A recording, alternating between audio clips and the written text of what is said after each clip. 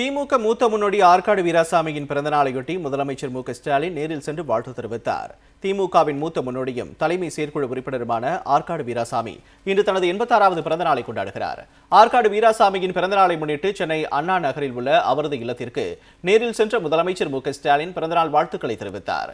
அப்போது அமைச்சர் ஏவா வேலு, நாடாளுமன்ற உறுப்பினர் கலாநிதி வீராசாமி, சட்டமன்ற உறுப்பினர் எம்.கே. மோகன் உள்ளிட்ட பலர் உடனிருந்தனர்.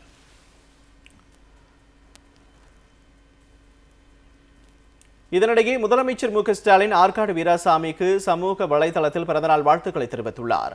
அதில் தலைவர் கலைஞரின் சொல் தட்டாத உண்மை தொண்டருக்கான பண்பு நலம், நெருக்கடி நிலை எதிர்ப்பு சொல்லும் இவர் நெஞ்சுரம், தனது வளர்ச்சியில் பெரிதும் அக்கறை கொண்டு துணை நின்ற அன்பு கரம் அண்ணன் ஆற்காட்டாருக்கு இனிய பிறந்தநாள் வாழ்த்துக்கள் என்றும் தெரிவித்துள்ளார். தங்களின் பாராட்டுதலாலும் வாழ்த்துகளாலும் ஊக்கம் பெற்று முன் செல்கிறேன் என்றும் முதலமைச்சர் மு.க.ஸ்டாலின் சமூக வலைதள பதிவில் குறிப்பிட்டுள்ளார்.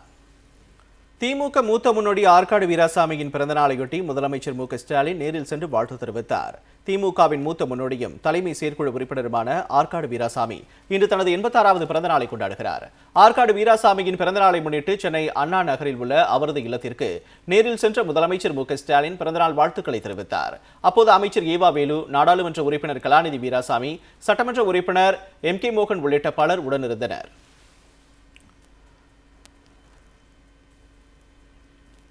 இதனிடையே முதலமைச்சர் மு.க.ஸ்டாலின் ஆற்காடு வீராசாமிக்கு சமூக வலைதளத்தில் பிறந்தநாள் வாழ்த்துக்களை தெரிவித்துள்ளார்.